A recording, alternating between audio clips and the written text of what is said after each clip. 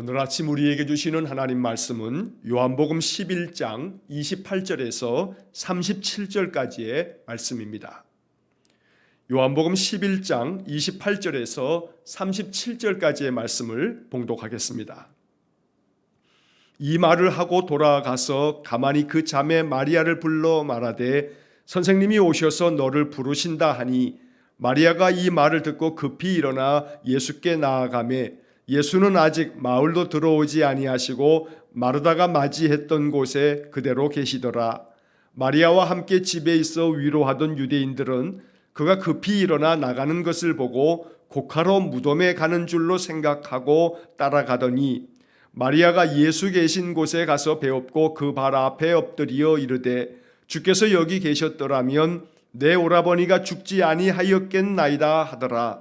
예수께서 그가 우는 것과 또 함께 온 유대인들이 우는 것을 보시고 심령에 비통히 여기시고 불쌍히 여기사 이르시되 그를 어디 두었느냐 이르되 주여 와서 보옵소서 하니 예수께서 눈물을 흘리시더라. 이에 유대인들이 말하되 보라 그를 얼마나 사랑하셨는가 하며 그중 어떤 이는 말하되 맹인의 눈을 뜨게 한 이 사람이 그 사람은 죽지 않게 할 수 없었더냐 하더라. 아멘. 어제 말씀에 이어서 오늘 우리가 이 요한복음 11장 28절에서 37절까지의 말씀을 통해서 예수님께서 죽은 나사로를 이제 살리시는 그런 이야기의 이제 한 부분을 우리가 또 오늘도 읽게 됩니다. 오늘 본문의 말씀에서 우리는 예수님께서 마리아와 대화하시면서 또 마리아를 만나시면서 주님께서 그를 불쌍히 여기시는 그러면서 눈물을 흘리시는 예수님의 모습을 우리가 오늘 아침 이 말씀을 통해서 읽게 됩니다. 이 말씀이 우리에게 주는 이 영적 교훈이 우리의 신앙의 삶에 있어서 또 큰 힘이 되고 능력이 되기를 간절히 원합니다. 자, 본문의 말씀을 각 구절마다 이제 묵상을 하면 28절의 말씀을 보시면 이 말을 하고 돌아가서 가만히 그 자매 마리아를 불러 말하되 선생님이 오셔서 너를 부르신다 하니. 자, 여기 28절의 이 이야기는 마르다의 이야기를 적어놓고 있는 겁니다. 이 말을 하고라고 하는 것은 바로 어제 보았던 성경 본문의 그 바로 앞에 있는 27절에서 이 마르다가 예수님께 이야기하는 내가 믿습니다. 주님께서는 그리스도이시며 하나님의 아들이심을 내가 믿습니다. 라고 하는 그런 이 마르다의 이야기를 말하고 있는 겁니다. 자, 마르다가 이렇게 주님께 대답을 하면서 이제 그가 다시금 집으로 돌아가서 이제 그의 여동생인 마리아를 불러서 이렇게 이야기합니다. 선생님이 오셔서 너를 부르신다. 선생님이 오셔서 너를 부르신다. 오늘 이 마르다의 이 이야기를 들은 마리아가 그 다음 이어지는 29절에 보게 되면 이 말을 듣고 급히 일어나서 예수께 나아가매라고 이렇게 성경에 되어 있습니다. 자, 너를 부르신다라고 하는 이 말씀을 듣고 마리아는 그제서 예수님을 찾아 나아가는 겁니다. 자, 38절의 말씀을 30절의 말씀을 보시면 예수는 아직 마을로 들어오지 아니하시고 마르다가 맞이했던 곳에 그대로 계시더라. 자, 예수님께서는 아직도 이 베다니 마을로 들어가신 것이 아닙니다. 마르다가 이 예수님을 맞이하려고 급하게 예수님 오신다는 소식을 듣고 찾아 나왔던 그 자리에 예수님이 그냥 그대로 서 계십니다. 자, 이 30절의 말씀에서 예수는 아직 그대로 계시더라 라고 하는 말씀이 의미하는 바를 우리가 묵상해야겠습니다. 예수님께서는 마르다를 만나고 난 다음 마르다에게 너희 여동생 마리아를 데려오라고 말씀하신 것 같습니다. 그래서 마르다는 자기 여동생에게 다시금 돌아가서 선생님이 오셔서 너를 부르신다 라고 말하는 겁니다. 자, 그러면서 30절에서 예수는 아직 그대로 계시더라. 마르다가 예수님 맞이했던 바로 그 동네 어귀에 예수님 그대로 계시는 겁니다. 그리고 마리아를 불러내십니다. 여기에 담겨져 있는 영적 의미가 참 깊습니다. 예수님께서는 마리아로 하여금 그렇게 눈물 흘리며 있는 그 집에서 나오라고 하시는 겁니다. 슬픔의 자리에서 일어서서 나오라고 주님 말씀하고 계셨던 겁니다. 원망하며 탄식하며 한숨쉬며 그 마음 가운데 그 죽음을 생각하면서 마음에 많은 괴로움에 휩싸여 있는 마리아에게 네가 그 집에서 나와서 그 자리를 털고 나와서 내게로 나오라고 주님 말씀하고 계시는 것입니다. 그래서 예수님께서는 마을로 들어가지도 않은 채 그냥 그대로 그곳에 계시면서 마리아가 나오기를 기다리셨던 겁니다. 어쩌면 이 말씀은 주님께서 우리에게 들려주시는 그러한 지금 우리에게 필요한 말씀인지 모릅니다. 내 삶의 자리에서 불안해하고 또 마음 가운데 두려워하고 마음 가운데 염려하고 걱정하는 그러한 자리에서 주님이 우리를 부르시는 겁니다. 너를 부르신다라고 하는 이 말씀이 오늘 하나님께서 우리에게 하시는 음성이 되는 것입니다. 너를 부르신다. 이제 더 이상 불안해하거나 또 두려워하거나 원망하거나 또 미워하거나 괴로워하거나 낙담하거나 절망하지 말고 그 자리에서 이제 나오라 말씀하시는 것입니다. 너를 부르신다 하는 말씀처럼 오늘 주님은 우리를 부르시고 우리가 주님 앞으로 나아오기를 주님은 바라고 계셨던 것입니다. 마리아가 자기를 부르신다는 소식을 듣고서 예수께 나아가매라고 29절에 마지막에 이렇게 기록되어 있습니다. 예수께 나아가매, 바로 주님께 나아가는 것이 우리에게 생명의 길이 됩니다. 인생의 삶의 모든 불안과 염려를 떨쳐버릴 수 있는 길은 주님께 나아가는 길밖에 없습니다. 이것이 우리에게 구원의 길이 되고 이것이 우리에게 생명의 길이 된다는 것입니다. 오늘 우리가 이 말씀을 읽으면서 마리아처럼 이제 슬픔의 자리에서 벗어나 원망하고 탄식하는 그 한숨의 자리에서 벗어나서 예수께 나아가매, 바로 그 주님께 나아가 이제 주님의 은혜를 덧입는 그러한 이야기들을 우리가 이제 이후에 보게 되는 것입니다. 자, 31절의 말씀에 보시면 이렇게 마리아가 급하게 집에서 나가는 것을 보면서 함께 그 집에 머물러 있었던 유대인들이 이제 생각합니다. 31절 보시면 마리아와 함께 집에 있어 위로하던 유대인들은 그가 급히 일어나 나가는 것을 보고 곡하러 무덤에 가는 줄로 생각하고 따라가더니, 자, 사람들 마음속에 마리아가 집에 앉았다가 급히 나가는 것을 보면서 또다시 그 오빠의 그 무덤으로 가는 모양이구나, 거기 가서 또 통곡하며 울러 가는 모양이다 라고 이렇게 생각했다는 겁니다. 자, 31절 이 말씀에서 곡하러 무덤에 가는 줄로 생각하고, 마리아는 무덤으로 향했던 것이 아니고 예수께로 나아갔다고 성경은 기록하고 있습니다. 우리가 나아가야 할 곳은 무덤으로 가는 것이 아니라 예수께 나아가는 겁니다. 예수님께서는 내가 곧 길이요 진리요 생명이라고 말씀하셨고, 마르다에게는 내가 부활이요 생명이라고 말씀해 주셨습니다. 마리아가 지금 나아간 것은 곡하러 무덤으로 나아간 것이 아니고 부활이요 생명 대신 예수님께로 나아갔다는 것입니다. 오늘 우리가 나아가야 할 길, 우리가 향해야 할 우리의 삶의 방향, 무덤을 향하는 것이 아니고 생명을 향하고 부활을 향하는 그런 삶이 되어야겠습니다. 아침마다 우리가 이렇게 깨어서 하나님께 찬송하고 기도하고 또 말씀을 읽고 묵상하는 것은 우리의 마음의 방향을 다시 새롭게 하기 위해서입니다. 우리의 마음의 방향, 오늘 하루를 살면서 내 마음의 방향이 주님께 나아갑니다. 주님을 향합니다. 내가 주님을 바라보면서 이 하루를 삽니다. 이러한 마음으로 우리의 마음의 방향을 다시금 새롭게 하기 위해서 아침마다 우리가 예배하는 것입니다.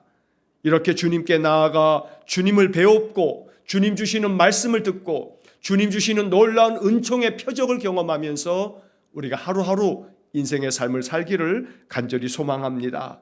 오늘 이 마리아가 무덤으로 가는 줄로 생각했던 사람들의 그 생각과는 달리 부활이여 생명 대신 예수님께서 부르시기에 예수님께로 나아갔다는 이 말씀이 우리에게 은혜로운 복음이 되기를 간절히 축원합니다. 오늘도 주님은 우리를 부르십니다. 부활이여 생명이신 주님이 우리를 부르십니다. 다시 살라고 우리를 부르시는 것입니다. 오늘도 다시 하루를 살면서 이 부활의 은혜가 우리의 마음속에 충만해서 오늘도 내 안에서 하나님 주시는 생기가 충만해지고 감사의 마음이 가득함으로 인해서 이 하루의 삶이 늘 평안하고 기쁨이 넘치는 복된 하루가 될 수 있기를 간절히 축원합니다. 자, 32절의 말씀에 보면 마리아가 예수 계신 곳에 가서 배웠고 그 발 앞에 엎드려 이르되 주께서 여기 계셨더라면 내 오라버니가 죽지 아니하였겠나이다 하더라. 자, 여기 32절의 말씀에서 이제 마리아가 예수 계신 곳에 가서 배웠고 그 발 앞에 엎드렸다. 성경에서 발 앞에 엎드렸다. 이 엎드렸다라고 하는 것은 바로 예배의 행위를 이야기하고 있는 그런 표현이 됩니다. 마리아는 예수님께로 나아가서 예수님을 뵙자마자 그 발 앞에 엎드렸습니다. 자, 그렇게 엎드린 마리아는 그의 언니 마르다가 이야기했던 것처럼 똑같이 이야기합니다. 21절에서 우리는 마르다가 예수님을 만나 뵙고 했던 말이 바로 이 지금 32절에서 마리아가 하는 말하고 똑같은 것을 우리가 보게 됩니다. 주께서 여기 계셨더라면 내 오라버니가 죽지 아니하였겠나이다. 주님께서 여기 계시지 아니하였기에 내 오라버니가 죽은 것입니다. 만약에 주님께서 여기 계셨더라면 내 오라버니는 죽지 않았을 겁니다. 이 마을 속에 마리아 역시 마찬가지로 마음에 섭섭하고 안타까워하고 더러는 또 원망스러운 마음까지 이 속에 담겨 있는 듯합니다. 자, 그렇다면 우리는 여기서 이 마리아와 마르다의 이 똑같은 이야기 속에서 묵상해야 할 하나의 중요한 주제가 있습니다. 자, 마르다도 그렇고 마리아도 그렇고 지금 여기서 말하기를 주께서 여기 계셨더라면, 여러분 이 표현을 가만히 생각해 보면 주님께서 여기 계셨더라면 내 오빠가 죽지 않았을 겁니다. 주님께서 여기 계시지 않았기 때문에 내 오빠가 죽은 것입니다. 여기서 우리는 요한복음 4장으로 다시 거슬러 올라가면 요한복음 4장에서 우리는 왕의 신하의 아들이 병이 들어서 죽어가고 있을 때 이 왕의 신하가 자기 아들이 죽어가는 그 병들어 죽어가는 것을 보면서 정말로 안타까운 마음으로 예수님께서 갈릴리에 오셨다는 이야기를 듣고 예수님을 찾아갑니다. 이 왕의 신하는 가버나움에 살고 있었고 예수님께서 이 갈릴리로 오셨다는 이야기를 듣고 예수님께로 나와서 그가 예수님께 청합니다. 간청을 합니다. 내려오셔서 내 아들을 고쳐주십시오라고 부탁을 했던 겁니다. 그런데 예수님께서는 이 왕의 신하가 간곡한 마음으로 내 아들이 지금 병들어 죽어가고 있으니 내려오셔서 내 아들을 고쳐달라는 이 요청에 대해서 주님께서는 아주 퉁명스럽게 말씀하시듯이 너희들은 표적을 보지 못하면, 기적을 보지 못하면 믿지 않을 거다라고 하면서 주님은 가시지 않습니다. 오히려 이 아버지가 또 간청을 했지만, 내려와 달라고 요청했지만, 그러나 주님께서는 가지 않으셨습니다. 그 대신에 네 아들이 살았다라고 하는 말만 하시면서 가라, 네 아들이 살았다. 자, 이 아들이 병들어서 죽어가고 있었던 그 가버나움에 결국 예수님은 가지 않으셨습니다. 다시 말하면 이 왕의 신하의 아들이 죽어가고 있는 그 자리에 예수님은 거기에 계시지 않았다는 겁니다. 자, 요한은 이 요한복음을 쓰면서 왕의 신하의 아들을 고치실 때 예수님은 거기에 계시지 않았습니다. 오늘 이 본문의 이야기에서 마르다와 마리아는 주님께 이야기합니다. 주께서 여기 계셨더라면, 주님은 여기에 계시지 않더라도 언제나 우리와 함께 계시는 분이고, 여기에 계시지 않더라도 주님은 말씀으로도 왕의 신하의 아들을 고쳐주신 분이십니다. 그러니 주님이 여기에 계시는가 여기에 계시지 않는가, 이 문제는 사실은 중요한 문제가 아닙니다. 중요한 것은 우리의 마음 가운데 믿음이 중요하고, 중요한 것은 주님의 은혜가 임하는 곳에 생명이 있다는 사실을 기억하는 것이 중요합니다. 우리 주님께서는 여기든 저기든 그 어디에서든 계시는 것입니다. 그래서 우리가 이 코로나 시대에 우리가 알게 되어진 중요한 사실 하나는 바로 요한복음 4장에서 예수님께서 사마리아 여인을 만났을 때에도 그 사마리아 여인에게 말씀해 주신 것처럼 우리가 예배를 할 때 어디에서 예배해야 합니까? 우리 조상들은 바로 이 산, 바로 이 그리심산에서 예배해야 한다 하는데 유대인들은 저 예루살렘 성전에서 예배해야 한다고 합니다. 우리가 어디 가서 예배해야 합니까? 예수님께서는 이 산에서도 말고 예루살렘에서도 말고 예배하는 자가 예배할 때는 영과 진리로 예배하는 것이 중요하다. 하나님은 바로 그렇게 예배하는 사람을 찾는다고 말씀해 주셨던 겁니다. 그래서 우리는 코로나 시대가 되어지면서 이제 우리가 새롭게 이 요한복음 4장 사마리아 여인에게 들려주셨던 예수님의 말씀을 재발견하게 되는 것입니다. 그래서 우리가 이렇게 이런 새벽에도 대면으로 나와 예배하는 우리 집사님들도 계시고 또 여러분들 각 가정에서 이렇게 또 내 마음 중심을 담아서 또 함께 예배할 수도 있는 것, 이것이 하나님께서 우리로 하여금 참된 마음의 예배는 내 몸이 어디에 있느냐가 중요함이 아니고 내 마음 중심이 한 마음으로 한 뜻으로 우리가 성도들이 예배할 때 거기에 하나님의 임재하심이 있음을 우리에게 말씀해 주시는 것입니다. 다시 32절의 이 마리아의 이야기를 다시금 생각하면 주께서 여기 계셨더라면 마르다도 마리아도 이렇게 이야기하고 있지만 주님께서는 우리에게 알려주시는 것입니다. 내가 여기에 있지 않았다 할지라도, 그래서 너의 오라버니가 죽었다 할지라도 내가 부활이요 생명이기 때문에 지금 이 순간 너의 오라버니가 다시 살아나리라. 주님께서 마르다에게 그렇게 말씀해 주셨던 것입니다. 언제나 우리의 인생의 삶 속에서 장소가 문제가 되지 않습니다. 시간이 문제가 되지 않습니다. 이미 나사로는 죽은 지 나흘이나 지났습니다.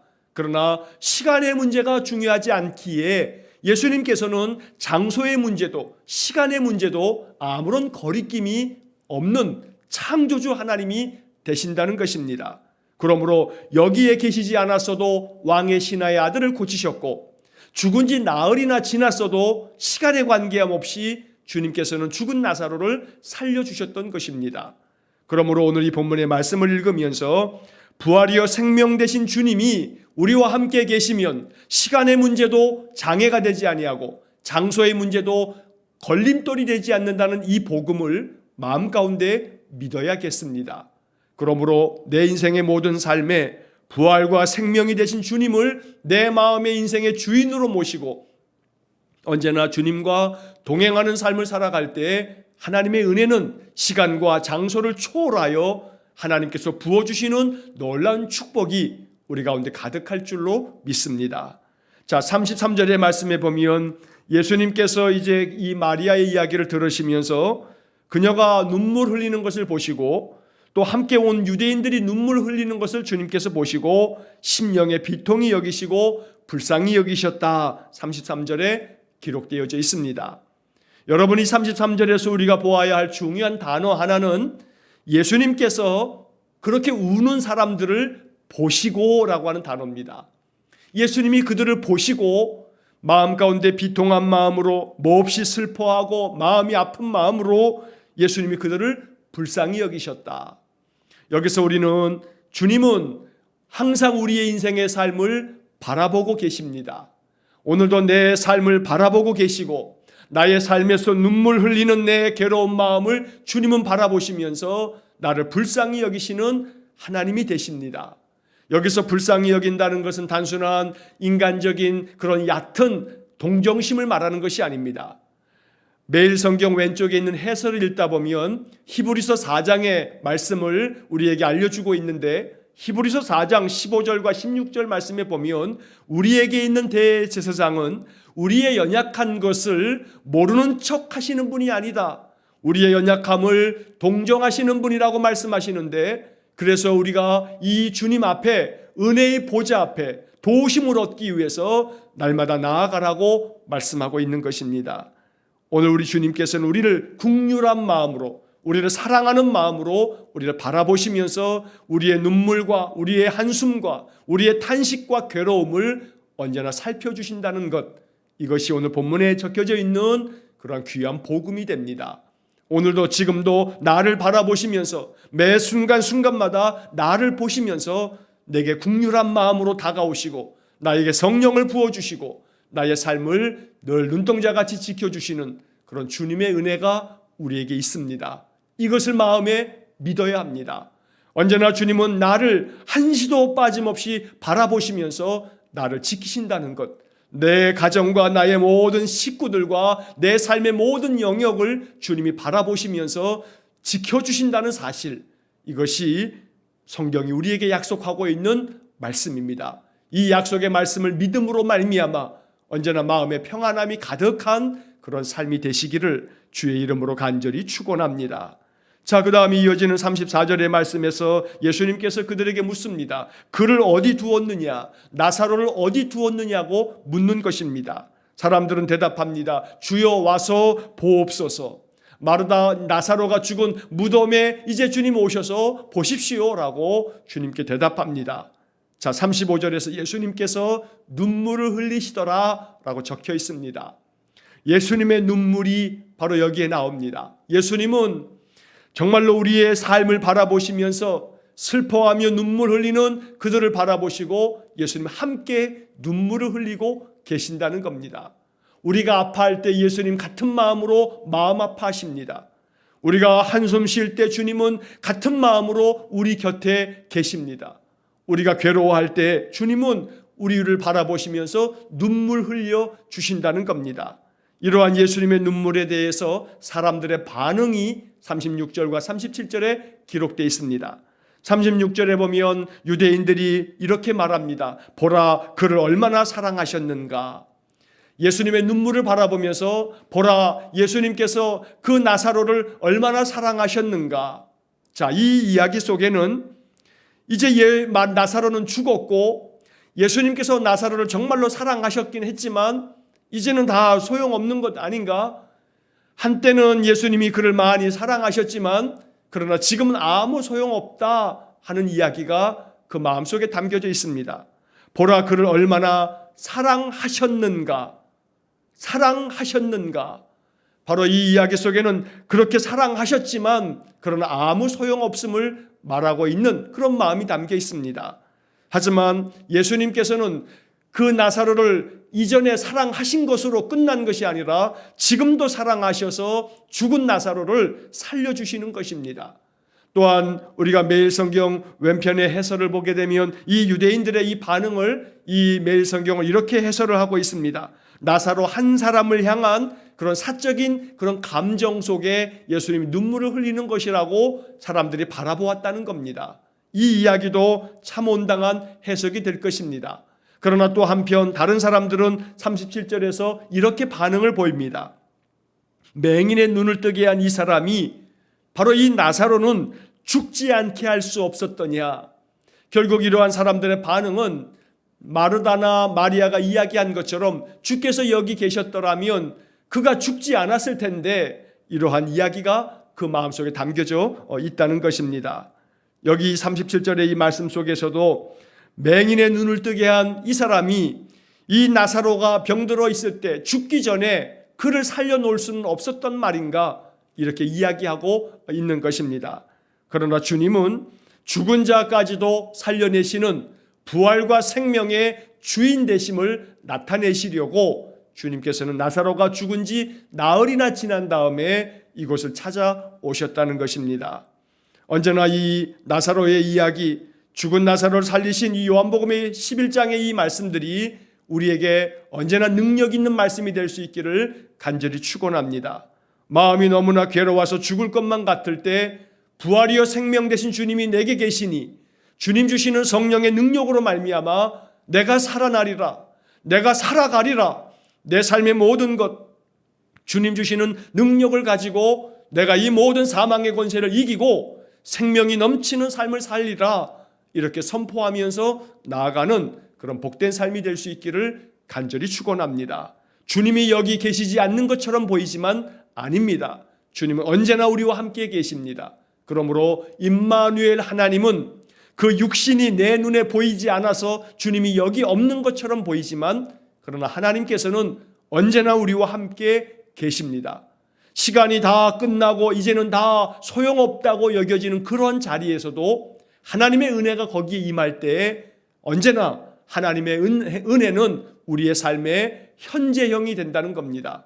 그러므로 나사로가 죽어서 이 모든 것이 완료, 끝난 상태인 것 같았지만 그러나 주님이 계신 자리는 언제나 주님의 은혜가 흘러넘쳐서 그 은혜는 바로 죽은 자까지 다시 살려내시는 현재에 주어지는 하나님의 은혜요 축복이 된다는 겁니다.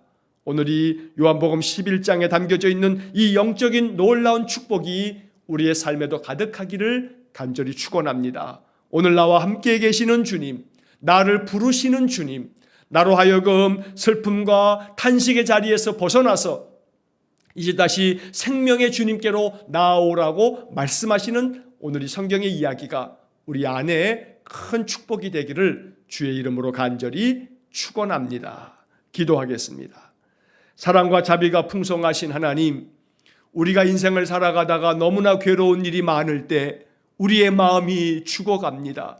주님, 그러할 때마다 주님께서 우리에게 부활이 되시며 생명이 되셔서 우리의 심령이 되살아나는 놀라운 은혜를 내려 주옵소서. 생수의 강이 콸콸 흘러 넘치는 은혜를 주셔서 언제나 무덤으로 가는 것이 아니라 오직 생명이 되시는 주님께로 나아가 주님 발 앞에 엎드려 주님의 은혜를 구하는 우리의 삶이 되게 해 주옵소서. 자비로우신 아버지 하나님, 간절히 원하오니 나와 함께 계시는 주님은 내 눈에 보이지 않는 것 같아도 언제나 나와 함께 계셔서 내 인생의 모든 삶을 주관하시고 인도하신다는 믿음이 우리 마음 가운데 충만하게 해 주옵소서. 그리하여 시간에 관계함 없이, 장소에 관계함 없이 우리 주님께서는 언제나 그 성도들의 삶 속에 늘 임하셔서 그들을 바라보시며 그들에게 은혜 주시는 분이심을 잊지 않게 하셔서 오늘도 내 삶 속에 오셔서 나를 바라보시고 내게 은혜의 복을 주시는 주님만을 의지하며 인생을 살게 해 주옵소서. 오늘도 하루의 삶을 통해 하나님의 놀라운 은총의 표적이 우리의 마음 심령에서부터 생기가 넘쳐남을 통해서 이것을 깨닫게 되는 복된 하루가 되기를 원하오니 오늘 하루 동안 우리 성도들의 마음속에 은혜와 평강이 충만한 복된 하루가 되게 해 주옵소서. 예수님 거룩하신 이름으로 기도하옵나이다. 아멘. 우리 구주 예수 그리스도의 은혜와 하나님 아버지의 극진하신 사랑과 성령의 교통하심이 날마다 내 마음이 무덤을 향하는 것 같은 인생 속에서도 오직 성경의 복음을 통해서 다시 우리 심령이 깨우침을 받아 생명이 되시며 부활이 되신 주님께로 나아가 주님의 은혜를 덧입어 날마다 하나님 주시는 생명의 기운이 충만한 복된 삶을 살기를 소원하며 기도하는 머리 숙인 귀한 성도들 위에와 저들 가정과 온 가족들 위에 우리 성도들의 모든 인생의 삶 속에 영원토록 함께 하시길 축원하옵나이다. 아멘.